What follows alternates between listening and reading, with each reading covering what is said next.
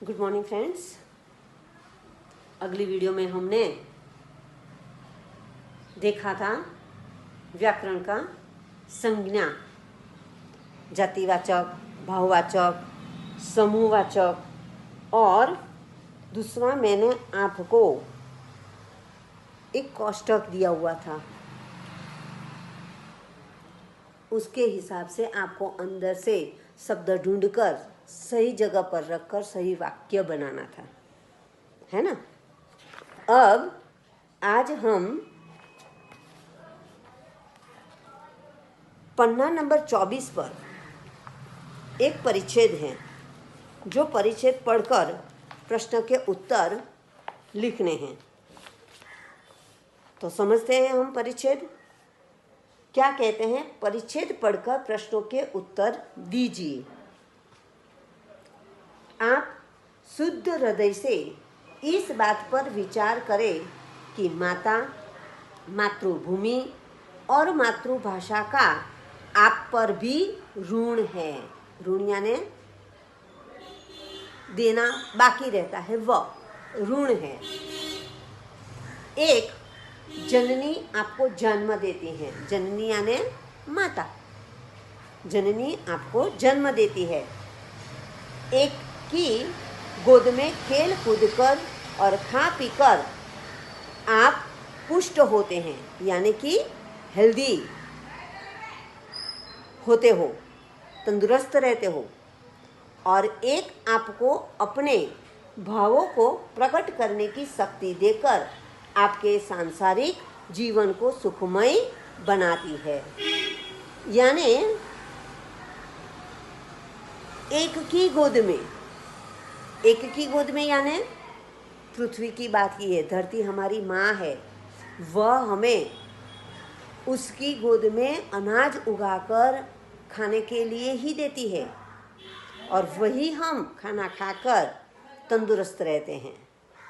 और एक माँ है जो हमारी जननी है, जो हमें सांसारिक जीवन जीने का ज्ञान देती है। जिसका आप पर इतना उपकार है, उसके लिए कुछ करना क्या आपका परम कर्तव्य नहीं है? यानी कि इसके लिए हमें कुछ करना जरूरी है या नहीं है?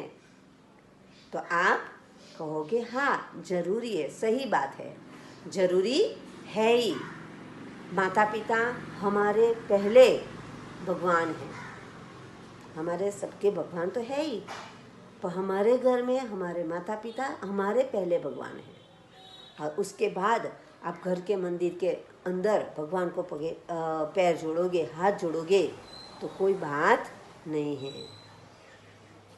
तो प्यारे भाइयों, उठो, आलस्य छोड़ो, आलस छोड़ दो, आप काम करो और अपनी मातृभाषा की सेवा में तत्पर हो जाओ। मातृभाषा, हमारी मातृभाषा कौन सी है?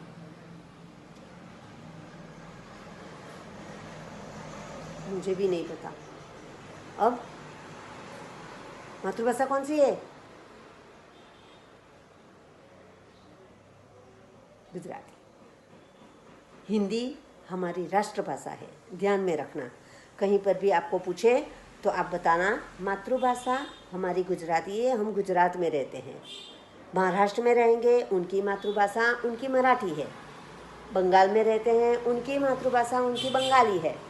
इसी तरह से हम गुजरात में रहते हैं तो हमारी मातृभाषा गुजराती है और हमारी राष्ट्रभाषा हिंदी है।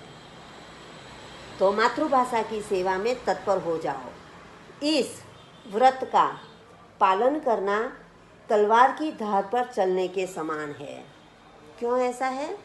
क्योंकि हम कभी कभी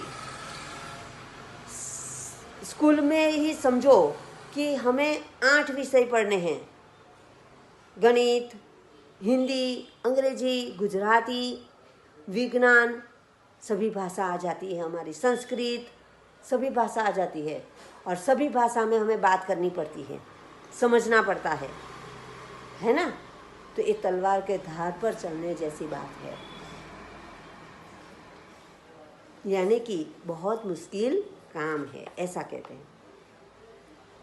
अत्यंत खेद का विषय है कि आज अधिकांश भारतवासी अपनी मातृभाषा की उपेक्षा करते हैं, यानी कि छोड़ देते हैं। उन्हें अच्छी नहीं लगती है। उन्हें कौन सी भाषा अच्छी लगती है? अंग्रेजी या कोई और भाषा अच्छी लगती है। पर हमें यहाँ यह कहना चाहते हैं कि हमें हमारी मातृभाषा छोड़नी चाहिए नहीं। घर पर तो हम बोलते हैं, है ना? तो घर पर भी बहुत सारे लोग गुजराती के साथ साथ हिंदी, अंग्रेजी सब कुछ बोलते हैं। कभी कभी तो ऐसा होता है कि गुजराती शब्द का अर्थ भी उन्हें पता नहीं चलता है। वो माता पिता या किसी से बात करते हो तो एटले शू, यानी क्या, व्हाट, ऐसा प्रश्न करते हैं। तो हमें इसकी यानी कि मातृभाषा की उपेक्षा करनी चाहिए नहीं। उपेक्षा करते हैं वे अंग्रेजी बोलकर अपने अहंकार तथा दूषित मनोवृत्ति का परिचय देते हैं। अंग्रेजी बोलना, समझना, लिखना, पढ़ना गलत नहीं है, पर उसके साथ आप अपनी मातृभाषा को मत भूलो, यहाँ पर यह समझाया है। क्योंकि हम कहीं पर भी जाएंगे तो आप कहाँ से हो, तो आप क्या कहोगे? अंग्रेजी बोलते हो इसीलिए बाहर से हो, अमेरिका, लंदन से हो? नहीं, गुजरात से हैं, इंडिया से हैं, ऐसा कहोगे। तो हमें हमारी मातृभाषा भूलनी चाहिए नहीं।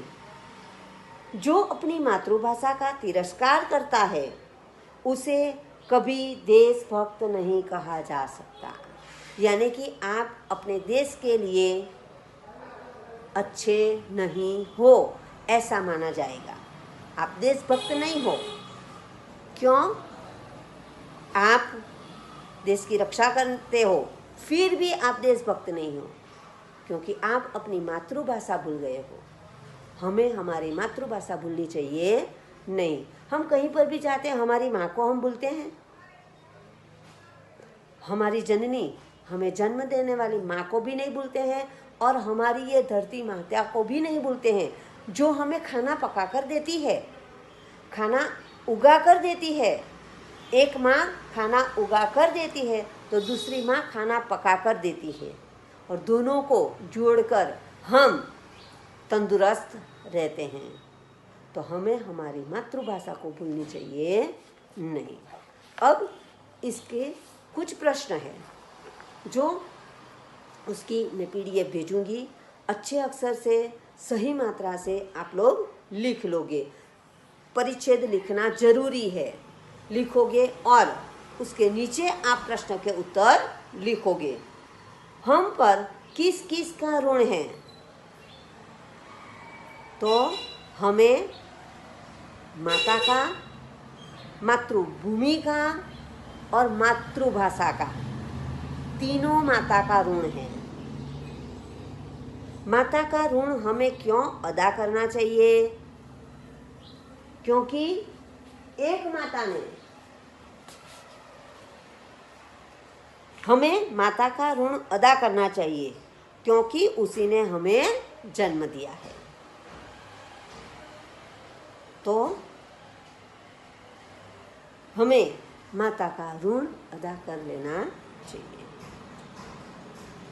किस व्रत का पालन करना अत्यंत कठिन है? कौन सा व्रत ऐसा है जिसका पालन करना बहुत कठिन है? तो मातृभाषा पर गर्व करना और उसकी सेवा में तत्पर रहना हमारा कर्तव्य है, परंतु इस व्रत का पालन करना अत्यंत कठिन है। किसे देशभक्त नहीं कहा जा सकता? तो जो मातृभाषा का तिरस्कार करते हैं पर अंग्रेजी बोलने में गर्व अनुभव करते, उसे देशभक्त नहीं कहा जा सकता। गद्यांश को उपयुक्त शीर्षक दीजिए। अब इस परिच्छेद को, गद्यांश को शीर्षक क्या दोगे?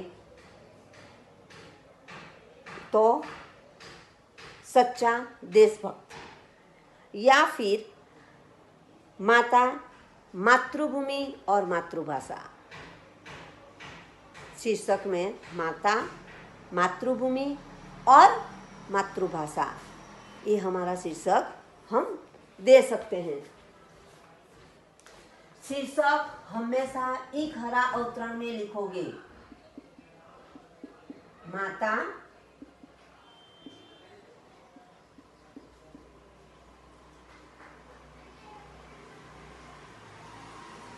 मातृभूमि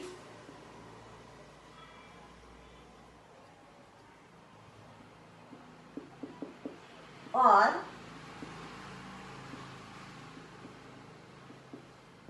मातृभाषा। दूसरा हम दे सकते हैं सच्चा देशभक्त।